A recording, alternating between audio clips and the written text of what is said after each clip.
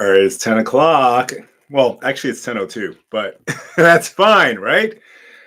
All right, guys, today we're talking about connection after COVID. So if you look on the playlist on, I think it's starting on today, you will be able to see the podcast episode for uh, pretty much the same thing. So, how to reconnect after COVID. So, this live stream is basically for the same thing. So if anybody is in the chat and you want to ask a question, just go ahead and type that into the chat. And pretty much whatever we talk about today or whatever I talk about today will also be in the podcast. Like we're gonna cover three areas, and those same three areas will be in the podcast episode on YouTube under playlist podcast, and it will drop on today the 11th, so I guess Tuesday the 14th. All right, so connection after COVID. So the thing that we want to get back to is reconnecting with ourselves for the biggest part, but also reconnecting with others, right? So when we went through COVID, what happened was we were all staying in the house, we weren't getting out, we weren't seeing people, we weren't interacting with people. And if we did, in most cases, we were wearing a mask, right? So, not the typical mask that we would wear if we were just trying to impress someone or be someone different for a certain outcome, but a literal mask that covered half of our face. And the most important part of that, which was or is the mouth. Are we smiling? Are we happy? Are we sad? What are we thinking? What are we feeling? All of that based on facial expression that we weren't able to see and we weren't able to show. So, coming out of that, it's been what, 4 years, 5 years later, it's time for us to reconnect with other people, but also to reconnect with ourselves. So, if we were home during that period, a lot of us lived alone. So if you were home alone, you didn't have a lot of social events to go to because there weren't any, and you just had to stay home with your own thoughts. What are you thinking? What are you feeling? In some cases, that may have been a little painful, right? You may have thought, I don't really like this. I don't feel good. I don't like thinking about what I'm thinking about. So you could be a person that dealt with that. Maybe you were sad, maybe you were mad, maybe you were lonely, or you could be someone that used distractions or something to cope to get through. So you may have used alcohol, you may have smoked weed, you may have played video games, you may have gone shopping online, you may have eaten a whole bunch of crappy food or binge watched something on TV or watched porn or I don't know, if you live alone, if you had sex, if you masturbated, if you looked for other people to have sex with, and if those people actually showed up during COVID, that's pretty impressive. Or maybe you lived with your family, but you were always in the house with your family and you still kept everything inside.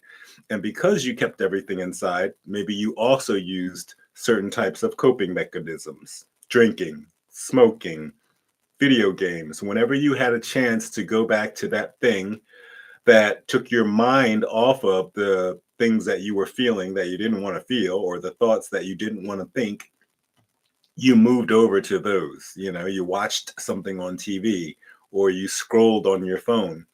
So, in those periods, or in that period, we could have gone two ways. We could have been within ourselves and not really doing too much, or we could have taken the opposite route and said, I'm home alone.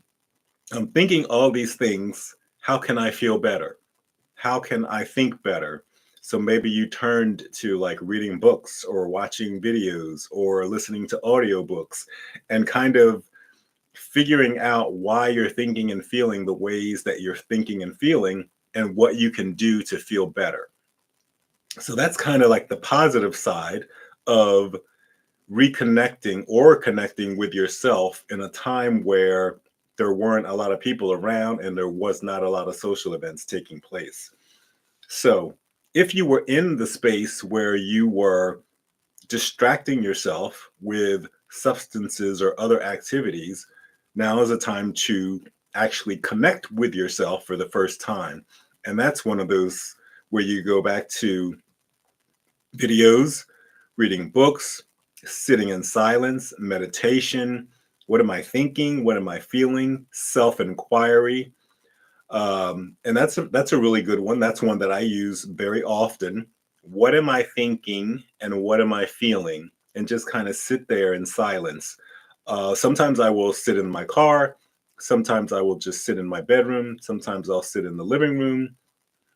Sometimes I'll sit in the backyard, but there tends to be a few more distractions in the backyard, maybe not all part of nature. So, sitting at the park is usually good. I sit at the river. If it's summer, I can feel the wind. I can feel the sun. I can go for a walk. I can do a meditation while I'm walking, or I can just simply just sit there and think about what I'm thinking about. What am I feeling? Why do I feel sad? Why do I feel lonely? And then kind of map that back to things that have maybe caused that. Maybe I had a breakup. Maybe I had an argument with someone and I feel like that person doesn't like me or that person doesn't feel the same way about me. And that could lead to me thinking, oh, that person is not the person that I thought they were, or that person doesn't feel the same way about me that I thought they did. And then that's going to lead to feelings, right? You're going to get those feelings of sadness. You're going to get those feelings of loneliness. Maybe you'll even get feelings of anger. So when you start to sit in silence and think about what you're thinking about and think about what you're feeling, you can think back to situations that happened that are potentially causing you to feel and think that way. And that's always really good, regardless of the time period or the time frame that we're going through. If we just take time to sit and think about what we're thinking about. Why do I feel like my job is not the right job? Why do I feel like my boss doesn't like me? Why is my relationship, why does it feel like it's suffering? Why can't I communicate better? Why do I feel like I'm always doing something wrong? Why do I feel like I always make a mistake? Why do I feel like I take three steps forward and two steps backwards? You know, those types of things we have to ask ourselves. What's going on with me? Why do I think it's happening?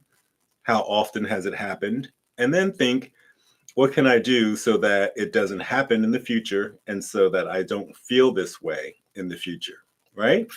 So that's where we are with kind of getting back in touch with ourselves and reconnecting with ourselves.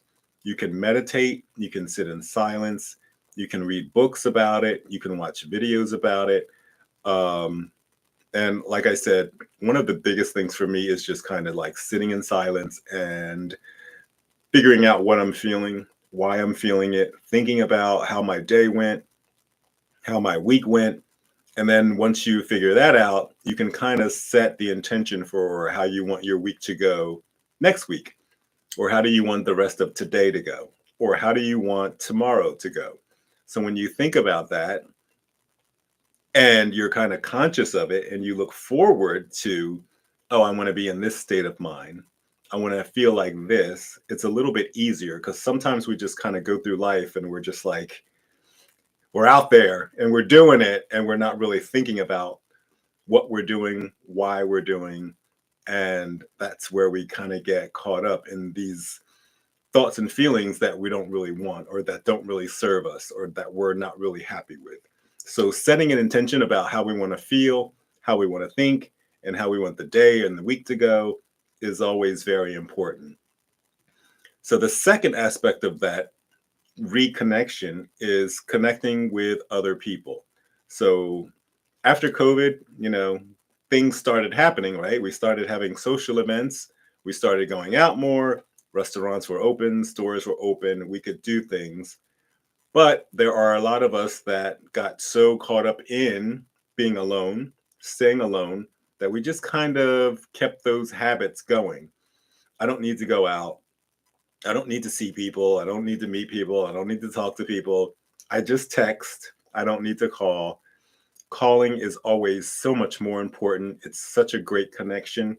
You can hear the person's voice, you can hear their tone, you get a sense of what they're thinking and feeling. And that's always a much greater way to connect than to send a text message. If you were in a position where you were distracting, watching videos, playing games, eating food, shopping online, scrolling on your phone, and you could actually do that continuously, switch back and forth, right? I watch TV for 2 hours. I scroll on my phone for 1 hour. I eat for 30 minutes. I watch porn for 30 minutes. I go back to my phone. I go back to watching TV. And then before you know it, the day is over. It's time for bed. You get up the next day and you do it all over. You do it all over. So if you are one of those people that got in that kind of a loop and it became a habit, then one of the things to do is to start calling your friends, start going out more, start scheduling social events. And it doesn't have to be, a party of 100 people. It just needs to be something simple where you go out and you interact with people. For me personally, I make coffee at home every day. I love it. It's delicious and it's very inexpensive. But there are also days where I really like the experience of going to the local coffee shop. I talk with the people there, I talk with the people that make the coffee, and that in itself is a nicer experience than just being home alone, making coffee for myself, drinking coffee by myself. It's me getting out, it's me interacting, it's me talking, it's me smiling, experiencing, feeling what people are feeling.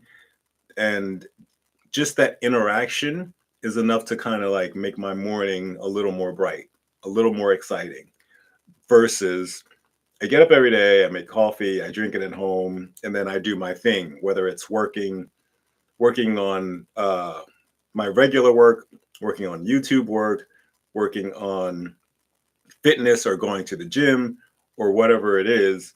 It's a much better experience if I actually get out of the house and get coffee from the local coffee shop or go out to dinner with a friend or go to the coffee shop, call somebody or text someone and say, "Hey, I'm going for coffee at 9:30. Can you meet me there? Here's where I'll be." Meet them, talk to them for a half hour, an hour. Who knows? You might talk to them for 3 hours. But all of the little things that we can do to start reconnecting with people, getting back out and making sure that we're not just isolated because we're human. We need connection. We want connection. And it's very easy to say, well, I haven't done that. And I'm satisfied with doing what I've been doing, which is maybe scrolling or shopping or eating or drinking or whatever it is. Just kind of like set that aside and say, oh, I'm going to go out with family. I'm going to take my brother to lunch. I'm going to take my sister to lunch. I'm going to call my mom or my dad. I'm going to call my maybe best friend or maybe just someone that I know likes to go out for coffee.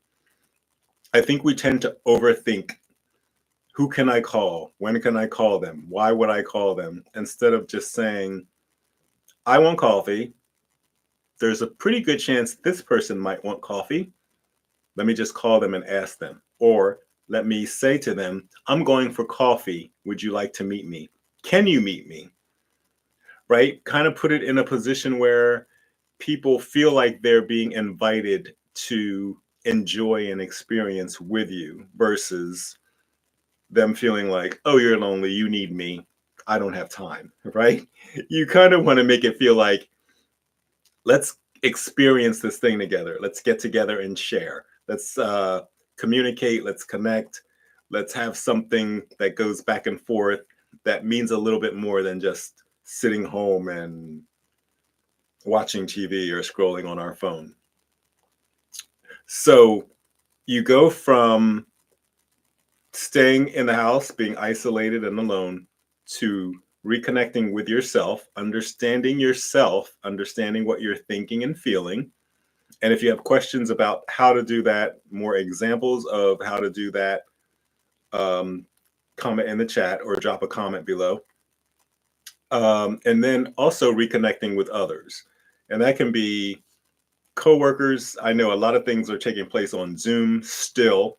You know, it's been 4 years and we're still using Zoom for everything. And I'm still working from home. If you're still working from home and you're having meetings via Zoom, then of course you can reach out to coworkers and say, hey, I know you live in my area. Can we grab lunch? Can we grab dinner? Call up a family member, call up a friend, call up someone that you haven't spoken with in a while, and just kind of like set up a schedule. I go out every week and I do meetups, meetup.com. They have social events. I have a few people there that I see regularly.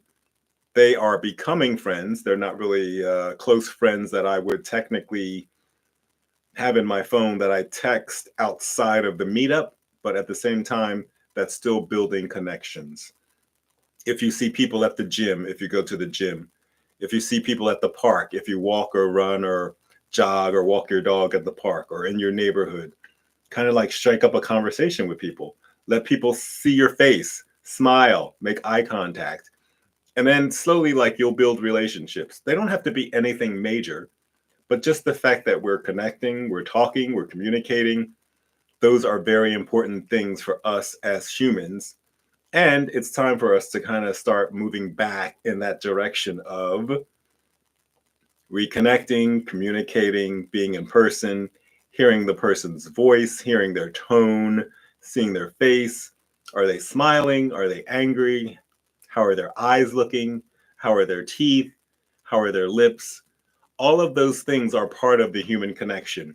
And we miss out on all of that when we send a text message or even if we have a phone call, right? Having a phone call is so much better than sending and receiving a text message. But at the same time, it's certainly not the same as sitting next to someone, sitting across from someone, and having a conversation about whatever you want to have a conversation about. You could also find people that are interested in some of the same things that you're interested in and then meet regularly to talk about those things, whether it's fitness or cooking or reading or travel or wine or food or whatever it is. Just kind of get together on a monthly basis, talk about that one thing. Where are you going for summer? Where are you going for the holidays? Do you want to plan a trip together? Maybe it's only two of you, maybe it's four of you. Personally, I always set up my travel so that when I get to the destination, I kind of have some social events scheduled and I'm okay with meeting strangers. I like meeting strangers. So I'll go on like tours and I'll meet people from various states or from other countries and just interact with them. What do you do? What do you like? Where are you from? Are you married? Do you have kids? What are your hobbies? What other places have you traveled to? Just anything to interact and reconnect and keep that human connection because after all, we are human and that's what we need. So if you're feeling a certain way, like depression or anxiety or loneliness, one of the things that's going to help that is interacting with people. We tend to get depressed. We tend to feel lonely. We tend to think we're the only ones, right? I'm the only one that feels lonely. I don't want anyone to know that I feel lonely because no one else feels lonely. That's crazy. Everyone gets lonely. Everyone gets sad. Everyone feels angry. You don't have to throw things and beat up people, but everyone feels angry. I'm angry with this situation. I'm angry with this person for this reason, and kind of just have a conversation about that. You don't even need to be in a situation where you're offering advice, you're offering suggestions, or you're asking the person for advice or suggestions. You could just be there to talk. Just listen to me. Let me just listen to you. And that's very therapeutic. It's just one of those things where actually getting it out of our body, getting it off our mind or off our chest, as a lot of people will say, makes us feel better. All right. So if you have questions, please drop those in the chat. And, or if you're seeing this after the live stream, go ahead and drop a comment below. And also don't forget to listen to the YouTube podcast episode on COVID and reconnection. All right. Enjoy the rest of your day. Thanks for stopping by.